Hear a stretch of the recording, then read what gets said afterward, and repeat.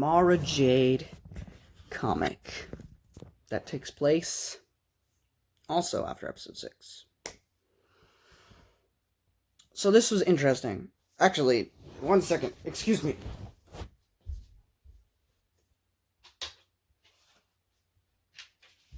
I only wrote 2 notes. I decided I might start making notes because I know I'm kind of scatterbrained. I don't know if I'll stick to that with every review, but I only have 2 notes. They're not very big. So she's welcome back, first off, to the Legends reviews that I've been doing, or the expanded universe. So this is a comic about Mara Jade, the Emperor's Hand. It starts off with her doing a mission because it actually follows the whole Shadows of the Empire storyline that happened in between episode 5 and 6. Because, Prince Caesar is dead, and now you only have the remnants of Black Sun. And so Mara Jade she's the assassin for Palpatine, so she's meant to take out the last remnants of that. But stuff doesn't go as planned, trails, so that doesn't happen. Palpatine's very disappointed with her, and we actually see there is a short story in Tales from Jabba's Palace, which is a book with a bunch of short stories revolving around stuff going on in Jabba's Palace. Like, you have a story about that fat guy that was crying over the Rancor being dead. You have a story about Boba Fett surviving the Sarlacc pit, because he does, in the expanded universe, survive the Sarlacc pit. And if it's true that he's in The Mandalorian Season 2, then in the Disney universe, he also survived it. But anyway, Mara Jade, and people have combed the episode 6 for her. She's not in episode 6 because she wasn't a character when episode 6 was created.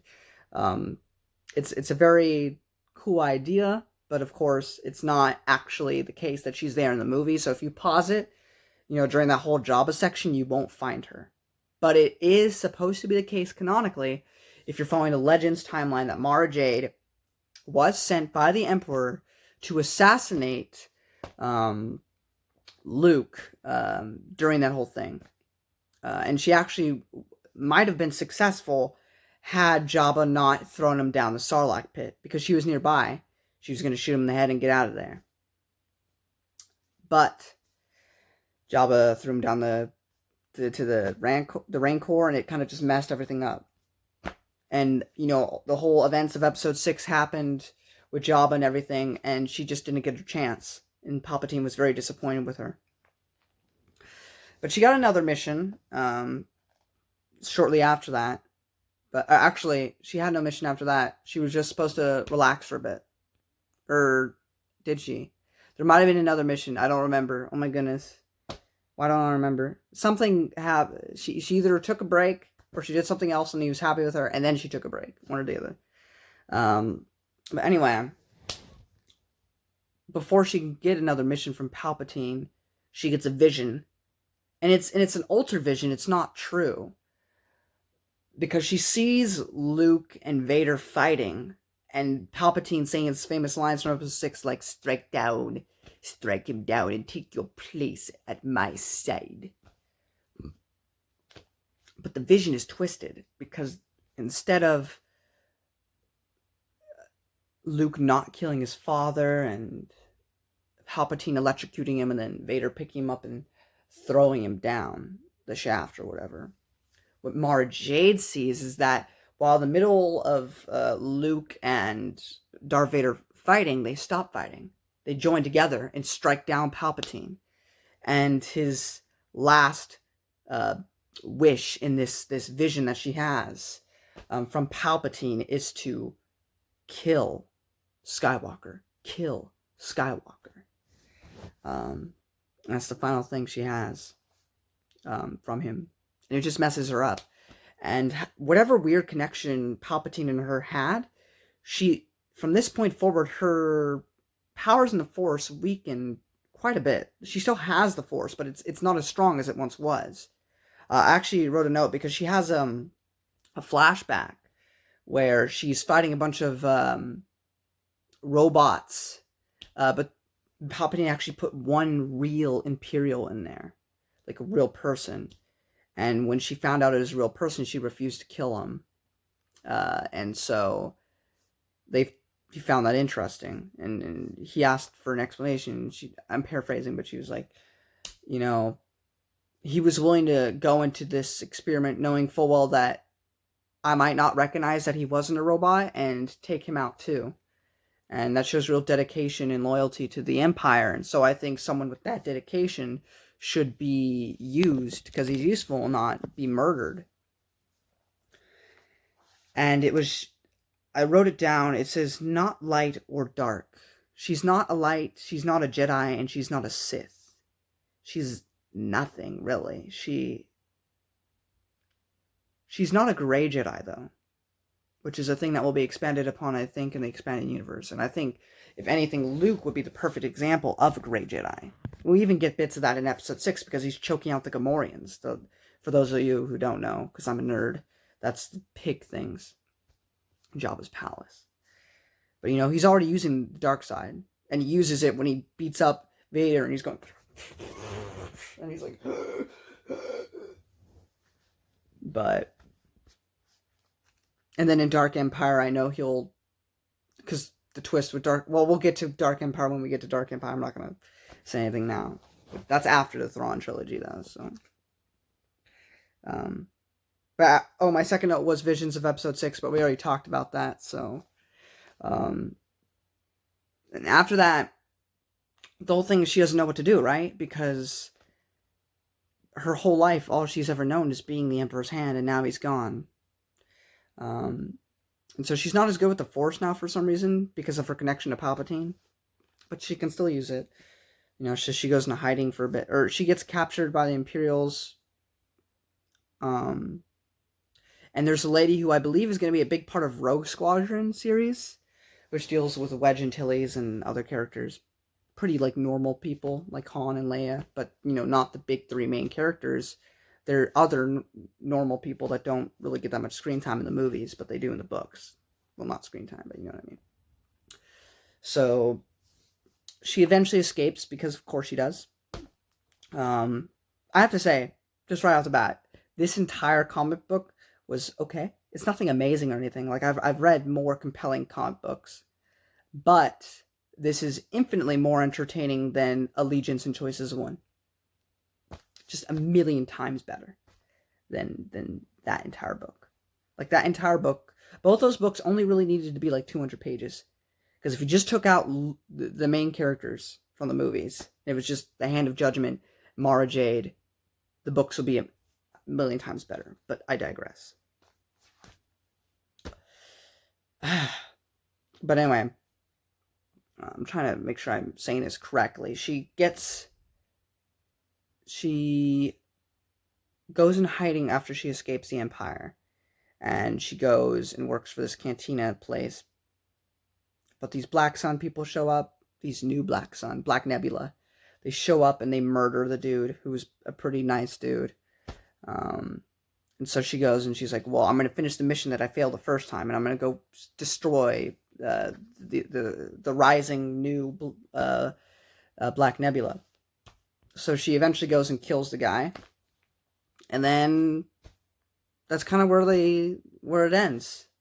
She kills the guy, and I don't think we'll see or hear from her again until to the Thrawn Trilogy. So, or she'll meet Luke for the first time and everything, and so that'll be interesting. But we won't be getting there for a while because we still have the Bounty Hunter Trilogy, which deals with Boba Fett. Now that technically takes place after Episode 6 because it's Boba Fett after the Sarlacc pit recovering. However, most of the book is flashbacks because it goes back to a time before that. So that'll be interesting. And then after that, we have the Rogue Squadron series. We have Jedi Knight, Dark Forces 2. I don't have it, but I'm going to watch a Let's Play on it, and I'm going to talk about the story parts of it, because Kyle Katarn will become an important character later. And then we have, after that, we have the courtship of Princess Leia, Han and Leia, hopefully finally tying the knot, instead of just dating. Tatooine's ghost, where I believe Leia's, as I talked about in Truce at Bakora, her issues with her father, with her family legacy, will hopefully be resolved. I think what will be. And then we start the most famous thing that people talk about or one of the most famous things that people talk about in the EU, which is the Thrawn Trilogy, which actually takes place 5 years after Return of the Jedi. So that'll be interesting. But anyway, hope you guys enjoyed this. This one was a bit longer than my Shadows of the Empire review. I don't know, there wasn't too much to talk about. I should have read the novel. There's a lot more substance in the novel, but that's what I got. So, hope you guys enjoyed. You know, I'm starting to think these notes helped a bit more. Maybe I should start doing that for every book review I do. Because I know I'm always like, I'm out of things to say. So maybe if I wrote notes, I'd have more bullet points to discuss and talk about. So I might start doing that. I just have to say, I understand. I have a very small YouTube channel. This is not meant to get me popular. This is not meant. It's really mainly for me. I'm bored out of my mind here. I've made applications for work. For those of you watching in the future, the whole pandemic thing is going on right now, and I've been trying to get work. I mean, applications. You know, I actually want to work right now, which is bizarre because it was always like a necessary evil. Like, I never complain about working. Like, I've only had one job so far in my life. But the guy I had was very nice to me. He was a great boss, and I did my work as it was needed. I didn't necessarily like it, but I did it. I didn't complain. I was getting paid for it. And I did my work, and then I went home and I worked out, and then I relaxed for the rest of the day. And that was my week. But with this quarantine, I just have nothing to do. And I have to be very careful because I got $600 to make up for the fact that I was getting laid off because of this virus. As my final paycheck instead of $300 because I was working part-time at the time, which was really nice. So I gotta be careful with how I spend my money, which is why it's been scary because I get so bored. But this has been helping me through it. Not only reading and listening and watching this stuff, but through being able to talk about it with random people on the internet. It makes this whole thing bearable. So anyway, I hope you all enjoyed this video. If you did, give a thumbs up. Next up, we have the Bounty Hunter Trilogy. I don't know if I'm just gonna go through all 3 and then talk about them, or if I'm gonna go one individually. I don't know yet, but we shall find out. But I hope you enjoyed this video. If you did, thumbs up. I love the expanded universe. I'm so excited to read the Thrawn Trilogy. I'm so excited to read Rogue Squadron. I'm so excited to read New Jedi Order and everything else in between. And I am just looking forward to going through this expanded universe. However, the last book I have is Legacy of the Force, Book 1. So hopefully I can get a job before then because I would like to just be able to continue. I don't want to start Legacy of the Force and not be able to finish it. Like, that would just, I would die. So hopefully they'll be able to do that. But yeah, I'll see you next time in the Expanding Universe reviews. See you next time. It's been great going through a galaxy far, far away with all of you. And yeah, see you next time.